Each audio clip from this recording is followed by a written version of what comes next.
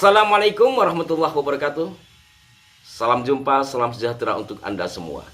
Para pemirsa Arah 9 Channel, sampai hari ini heboh persoalan anggapan bahwa Menteri Agama Republik Indonesia Gus Yakut Khalil Qomas membandingkan suara azan dengan gonggongan anjing masih menghiasi lembaran berita dan menjadi perbincangan hangat di sejumlah media sosial.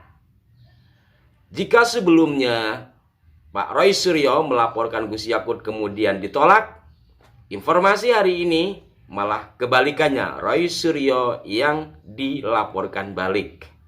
Nah, para pemirsa sekalian, terkait hal ini saya kembalikan kepada Anda semua. Dan sebelumnya setelah mengupas hal ini dari sisi yang mungkin berbeda terkait dengan apa yang disampaikan oleh Gus Yakut, di mana menurut hemat saya setelah menelaah kalimat dari Gus Yakut, tiadalah beliau membandingkan suara azan dengan suara anjing, melainkan lebih kepada membandingkan suara nyaring dengan suara nyaring. Tapi semua orang memiliki persepsi berbeda. Ya monggo saja, asal jangan persoalan ini dijadikan sesuatu yang menghebohkan, kemudian meretakkan kebersamaan kita sebagai anak bangsa.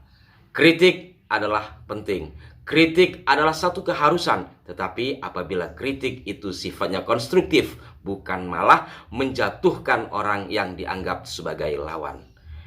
Nah, pemirsa sekalian, saya coba tinggalkan sejenak persoalan Gus Yakut karena Anda pasti juga memiliki penilaian sendiri, kami juga demikian adanya. Saya ingin membahas sisi lain terkait dengan anjing, yang mana di Indonesia umumnya kaum muslimin yang bermadhab Syafi'i, anjing adalah binatang yang dihukumi najis mughalladah. Termasuk itu adalah keyakinan bagi diri saya dalam bermadhab. Maka ketika saya alhamdulillah beberapa tahun yang lalu sempat ke Turki, kaget ketika melihat sejumlah orang biasa mengelus-ngelus anjing. Bahkan ketika saya memasuki Museum Topkapi, yaitu bekas istana yang kemudian menjadi museum tempat peninggalan barang-barang peninggalan Nabi dan beberapa peninggalan dari Turki Utsmani, di sana di pintu masuk ke museum tersebut ada sejumlah anjing. Saya sempat kaget dan bingung karena bayangan saya sebelum tahu Turki digambarkan sebagai negara yang sangat islami, dan kebetulan saya bermadhab Syafi'i, maka ya kaget ketika melihat banyak anjing di sana. Namun ternyata setelah saya ke beberapa tempat hingga akhirnya juga sampai ke Bursa, saya ziarah di makam Sultan Muhammad Al-Fatih atau di sana disebut Sultan Mehmed.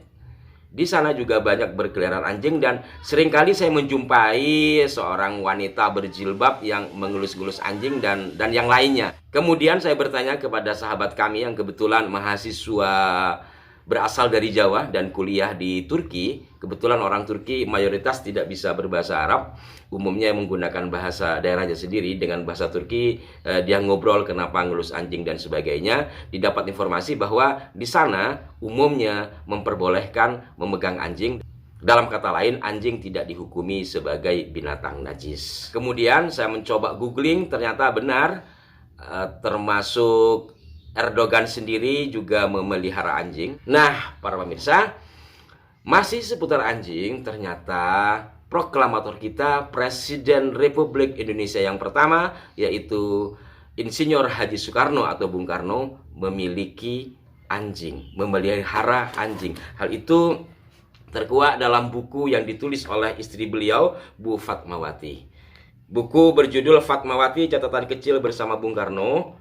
Pada halaman 34 dalam subjudul Ciuman Sayang, bersetting peristiwa 1941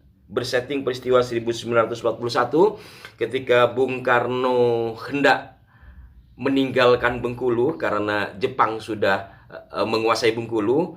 Di sini ada kisah setelah Bung Karno menghilang 3 bulan, kemudian datang lagi ke kediaman Bu Fat.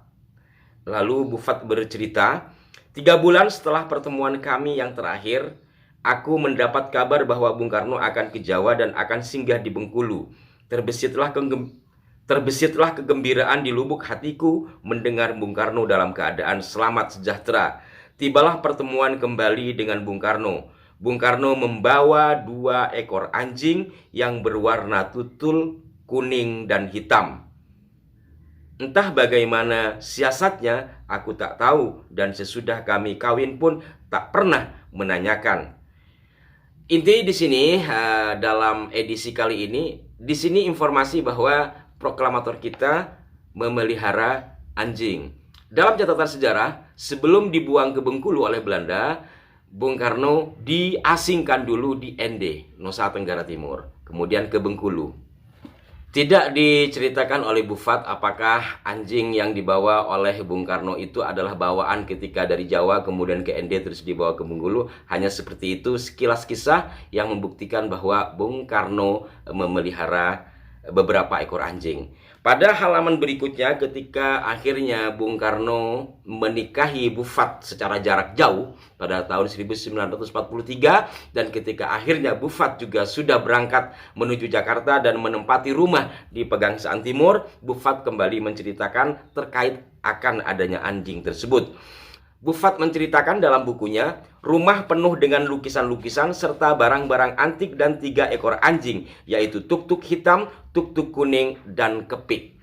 Ini adalah bukti bahwa proklamator kita memelihara anjing. Dalam hal ini yang ingin saya sampaikan bahwa demikianlah adanya perbedaan pendapat terkait dengan hukum anjing dan hukum-hukum yang lain dalam ajaran Islam. Ada yang memperbolehkan, ada yang tidak. Di sini ternyata mungkin di antara kita juga tidak menyangka jikalau Bung Karno, sang proklamator kita yang dikenal jenius dan juga religius, memelihara anjing, dan ini diceritakan langsung oleh istri beliau yang sangat terkenal, yaitu Bu Fatmawati, sebagai penjahit bendera merah putih. Hal lain para pemirsa, seperti yang saya sampaikan sebelumnya, banyak kisah-kisah kebaikan anjing yang digambarkan dalam Al-Quran. Misalnya seperti bagaimana anjing yang menjaga Ashabul Kahfi. Kemudian juga terkait dengan bagaimana anjing digambarkan sebagai binatang pemburu yang lincah. Dan terkait dengan perburuan ini, setahu saya beberapa saudara kita di daerah Sumatera menggunakan anjing untuk melakukan perburuan. Sedangkan di kota-kota biasanya anjing dimanfaatkan oleh aparat kepolisian untuk melakukan pelacakan. Inti dari apa yang saya sampaikan ini adalah bahwa sekali lagi di dalam hukum Islam khususnya terjadi banyak pendapat terkait hal apapun, berikut juga terkait dengan anjing. Maka marilah kita bersikap wajar, bersikap bahwa segala sesuatu yang ada di bumi ini adalah ciptaan Allah Subhanahu wa Ta'ala, dan jangan saling merendahkan satu sama lain sekalipun ia adalah binatang yang secara fikih dihukumi najis mughalladah. Dan saya sampai hari ini masih menganut fikih yang menghukumi anjing sebagai binatang najis mughalladah. Namun demikian, tetap saya menyikapi bahwa semua itu adalah ciptaan Allah. Maka sewajarnya kita untuk bersikap bijaksana dalam hal apapun, tidak mudah merendahkan satu sama lain, tidak mudah memvonis seseorang dengan tuduhan yang tidak semestinya, apalagi disebarluaskan sehingga menjadi kegaduhan. Demikian, mudah-mudahan masih ada titik manfaat dari uraian singkat ini. Sampai jumpa, mohon maaf jika ada kekeliruan. Wassalamualaikum warahmatullahi wabarakatuh.